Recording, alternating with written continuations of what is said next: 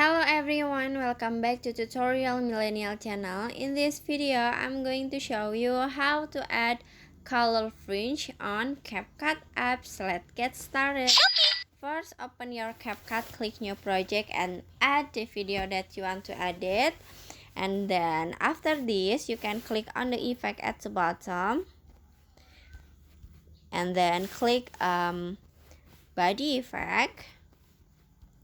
And at the menu, you can click on a body, click on it and swipe down until you can see a color fringe.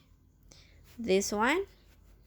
So click on it and click check icon in here. Now you can adjust the effects. So just click on the adjust at the bottom. This one. You can adjust for the speed,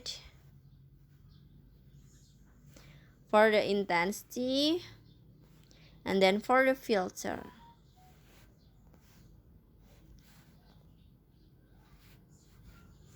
And after this, you can click check icon at the bottom.